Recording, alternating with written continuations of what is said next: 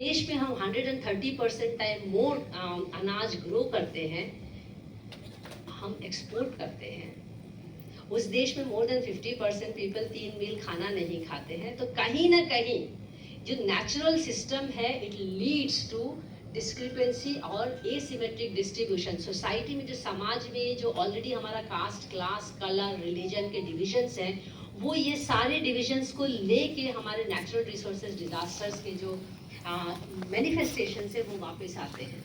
पानी नहीं मिलना, खाना नहीं मिलना, एक्सेस टू अदर फैसिलिटीज़ नहीं मिलना, एजुकेशन, हेल्थ केयर।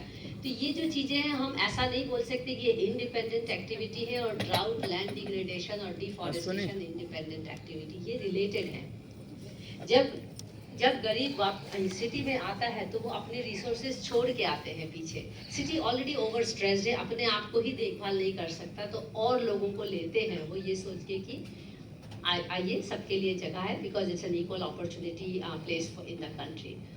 तो हम ये भूल जाते हैं कि वहाँ ड्राउट, वहाँ लैंड डिग्रेडेशन, वहाँ डिफॉरेस्टेशन होने के कारण यहाँ अर्बनाइजेशन ज़्यादा हो रहा है। हमको ये लिंक बिठाना पड़ेगा। हम ये लिंक नहीं बिठाते हैं तो जो हमारा मेजर इशू आता है कि हम इन सबको इंडिपेंडेंटली लीड करते हैं, इंडिपेंडेंटली देखते हैं। इंटीग्रेशन जो है वो हमारा कहीं न कहीं छूट जाता है। अब इस सारी प्रक्रिया में चूंकि ड्राउट, लैंड डिग्रेडेशन, डेजर्टिफिकेशन एक स्लो डेथ प्रोसेस है। तो इस ये क्योंकि मैंने जैसा बोला नेशनल डिजास्टर के स्कीम में नहीं आता, तो आपको जान के ये आश्चर्य नहीं होगा कि we do not have a policy still for DLDD in the country. मैं एक बहुत सिंपल उदाहरण से इस चीज को समझाऊंगी। जब वॉर हुआ था तो तोपों से, बंदूकों से लोगों को ढाई ढाई ढाई ढाई मार दिया गया था, राइट। एक दिन में बात खत्म या एक महीने में बात खत्म।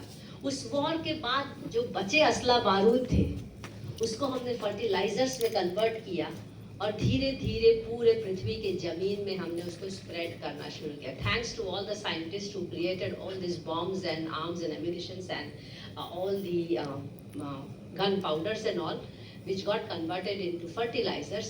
तो हमने क्या किया, जो चीज़ एक महीने में जितने लोग को मारा था उसको हमने स्लो डेथ प्रोसेस में डाल दिया।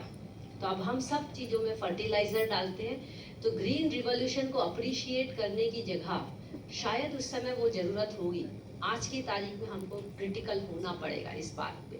The major reason for deforestation, land degradation, if you look at the chronology of it, you will realize जो exponential growth to desertification, land degradation and drought हुआ है, उसमें कहीं ना कहीं ग्रीन रिवॉल्यूशन का एक मेजर हाथ है।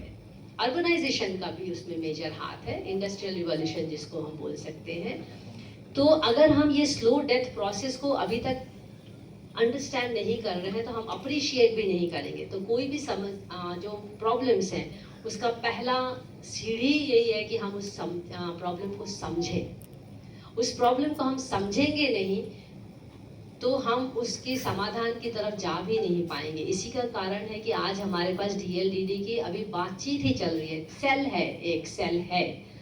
अब उसमें एक्टिविटीज़ कितनी हो रही है वो हमको शायद 100 टाइम्स बढ़ानी पड़ेगी। वो 100 टाइम्स बढ़ाने के लिए शायद हमको स्कूल्स, कॉलेजेस में ये कुछ कोर्सेज करने पड़ेंगे। तो हमको कहीं ना कहीं एक महीने के वर्कशॉप से एक साल के कोर्सेज में भी लीप फ्रॉग करना बहुत जरूरी होगा। जब तक हम प्रोड्यूस नहीं करेंगे youth with environmental education, with disaster education, with all this kind of crisis education, हम उनको प्रिपेयर भी नहीं कर रहे हैं और हम वैसा प्रोफेशनल भी डेवलप नहीं कर रहे हैं। तो रेजिलियंस बिल्डिंग का जो अगेन एक एज एन आइडिया है, it is related to disaster. इस वक्त बाढ़ आया, इस वक्त अर्थक्वेक आया, तो उसके लिए हमने प्रिपेयरनेस किया और उसके लिए हमने मिटिगेशन किया। तो रेजिलियंस पे यहाँ पे जाके बात खत्म हो जाती है।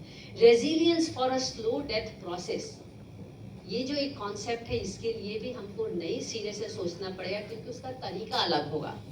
तो slow food, slow movement, slow living, D development, undevelopment, ये जो सारे कॉन्सेप्ट्स हैं, ये ऐसा नहीं कि मैं पहली बार इस मंच से बोल रही हूँ। There are already environmentalist, noted environmentalist जो इस पे बात कर रहे हैं कि इन सब चीज़ों पे हमको चर्चा करनी पड़ेगी। इम्पॉर्टेंट इसमें बात ये है कि पेडागॉजी एंड प्रैक्टिस, का कहीं ना कहीं एक जो कन्वर्जेंस होना है, वो शुरुआत ये चिकन एंड एग नहीं है, बहुत सिंपल है, ये लीनियर है।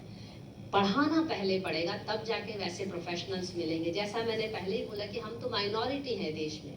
एनवायरमेंटलिस्ट जो हैं, we are not even 0.001% in the country. तो इस हमको जब अपन अपने बच्चे को बात करते हैं कि क्या पढ़ाएं, तो हमें ये बात सोचनी चाहिए कि उनके लिए बैंक बैलेंस बढ़ाने की जगह हमारा पूरा ध्यान रहना चाहिए कि उनके लिए हम clean air, clean water, biodiversity के लिए क्या कर